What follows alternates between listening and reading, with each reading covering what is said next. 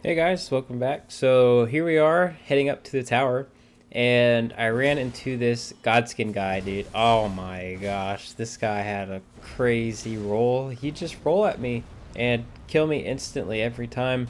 I actually had to skip him and come back because I didn't know what to do.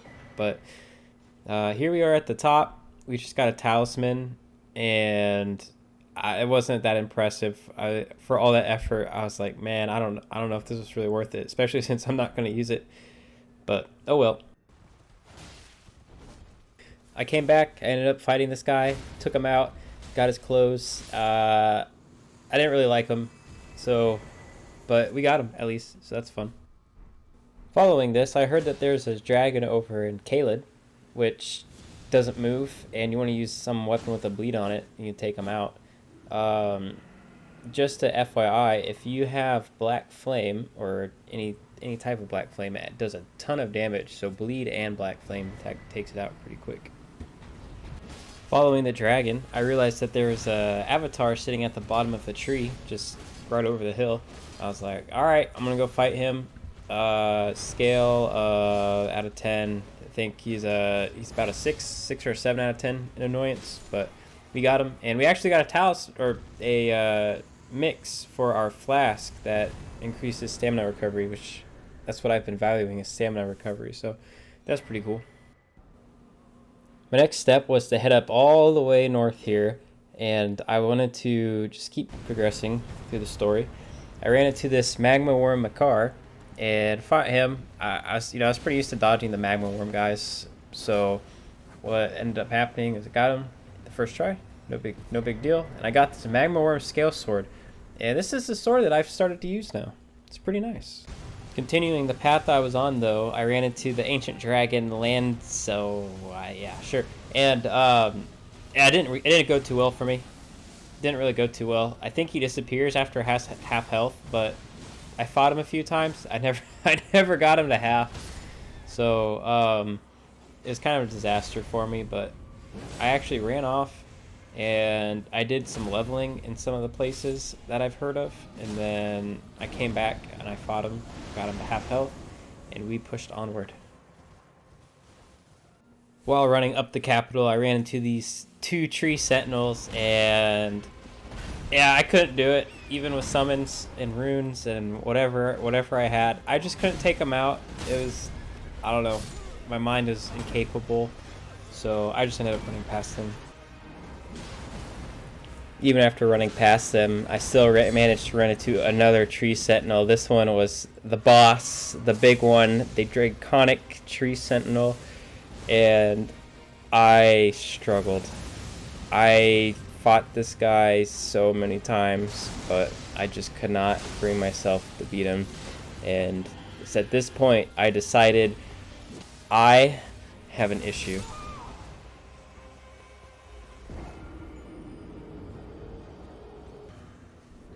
So my next goal was to completely change who I am. I think I needed to do more damage, and that was just my biggest issue. I had a lot of defense, but by running around so much, I just kept getting in opportunities to get myself killed because the fights would last too long. So I heard this strategy where you use dual twin blades with blood loss, and you can hit like super fast and a bunch of times really quick to make people explode. So I went and I got the Eleanor's pole blade, or twin pole blade, whatever it's called, and I also went and got the Godskin peeler, and I added the blood one, or the blood slash, to the Godskin peeler. That way I have blood loss with that, and I got a little bit new armor, and I went and rebirthed and got some new stats. So here I am. Here's the new me. I got both my twin blades. I have the Royal Carrion armor set, technically is what it's called, and just the noble hood. That way I'm in medium load right now, so I can actually dodge, but this is the new me. So here I am, back at the tree sentinel, and I used this spirit summon. I was actually using him with my previous build, and I was still getting bonked on. Like, it was no shot. But this was my very first attempt with my new build, and it went really well. I did a lot more damage than I would have, especially once the blood loss kicked in. And this fight actually went so much smoother than it did with my other guy.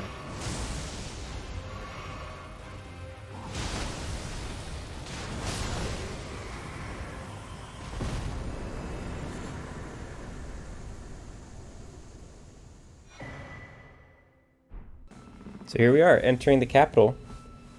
I was kind of worried that this area was a little bit further ahead scaling-wise than Caelid. So I went through it a little bit, and I noticed I kept getting some runes and stuff that were a lot more than what I would find in Caelid. And I really haven't finished exploring Caelid, so I put this on hold, and I actually went over to Caelid, and I just wanted to finish exploring that before I continue. Here we are, returning to the Falling Star Beast after our initial run-in that didn't work out too well. I finally come to take my revenge on this guy, and it goes pretty smooth. I think I'm a little over-leveled for this area. Maybe just a little bit. This, his attacks didn't do nearly as much damage as they first did, but it's still is a little bit of a challenge since I haven't really fought an enemy like this just yet. So, yeah, but it was good to take care of it.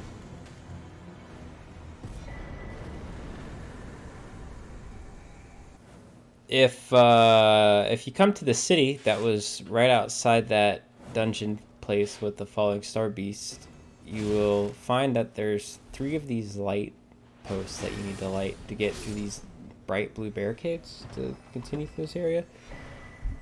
Wasn't too crazy, but got all those and some cool stuff here. Not too crazy though. After that, I continued up the mountain, and I ran into Millicent and tried to figure out her quest line for a little bit. I figured it out.